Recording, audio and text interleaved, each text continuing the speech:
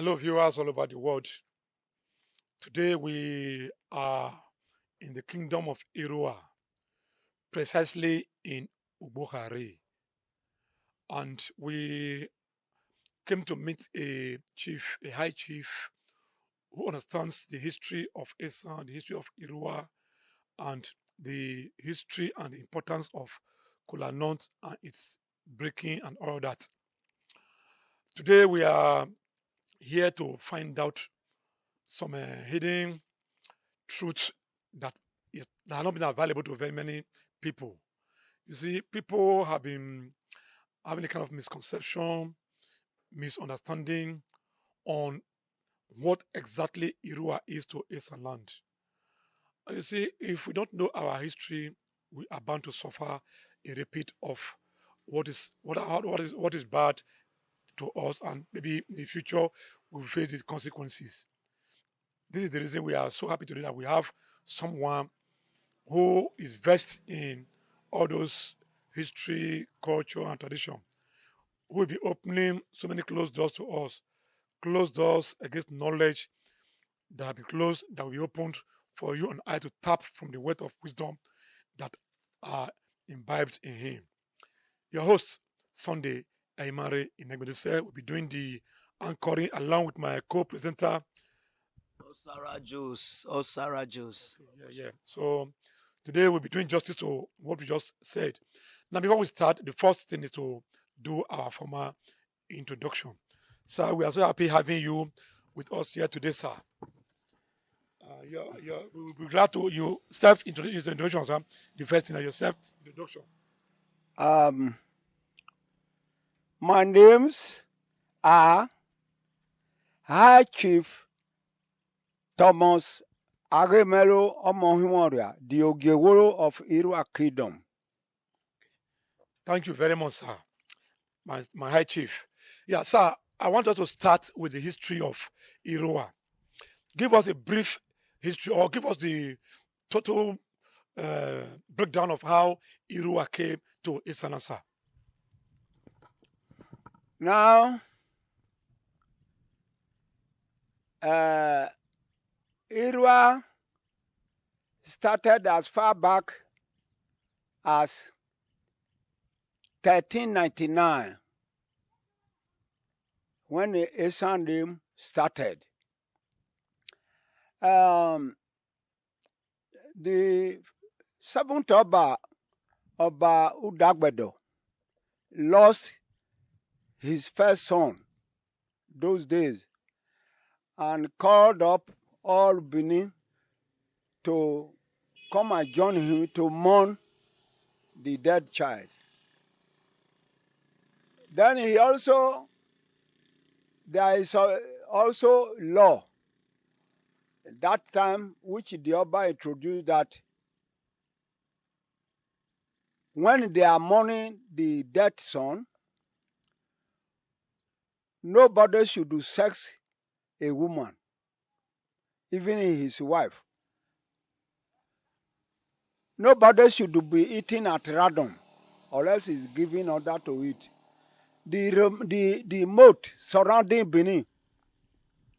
In those days, Benin was somehow a surrounding area by a moat valley. So he ordered that people will be sending there to till it down. The moat surrounding Benin, they will be tilling it, removing the sand. So he gave this law. He said the laws will last for 3 years before the mourning of the child ended. Those people in Benin who cannot cope with the law, who cannot be able to follow up with the law, deserted Benin. They started to run away from Benin. Eventually, those who ran to the bush, a stubborn man impregnated his wife at this period. Then a report went to Oba that Somebody has pregnated his wife, which is forbidden this time because we are mourning, according to the law. Oba then ordered them to go and bring the man with the wife. So when they came, this man and the woman took their heels and began to run away and jump over the fence, that is crossing the moat surrounding Benin. That is why today Benin say Esanefiowoha. They came to tell Oba that the man has jumped over the fence. That is, the man has entered the bush by crossing the moat. That is what we in Benin today telling Esanefiowoha. So this man and his wife started walking day in and day out. Night and days, they begin to run for their life until they reach this place where they are now called Irrua. When they got to this part of Esan now,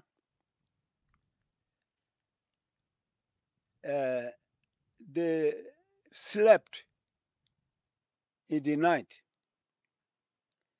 There was a palm tree which was ripe. So the seeds were falling down.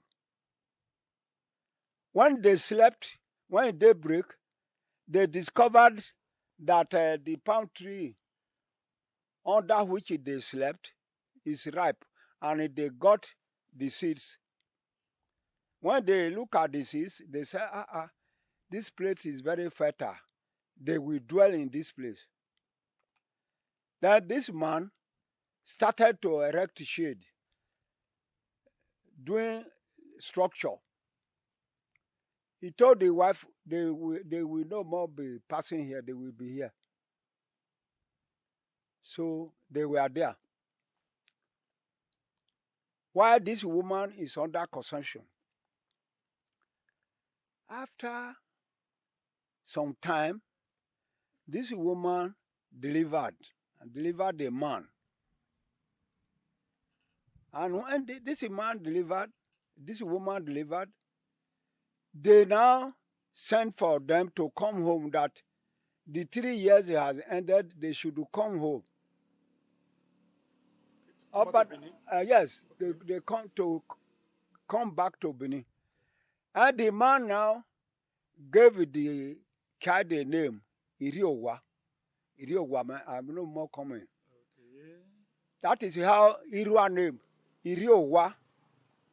Urua, Irrua. Okay. So when the wife born, he named the child Irrua. When they were asking to come back to Benin, that the period of mourning has ended, the man refused to go back to Benin. He named his child Irrua. Irrua, that is how Irrua name started. Irrua. Irrua, man. Then they started to live. Living. After some time, they now say Urua.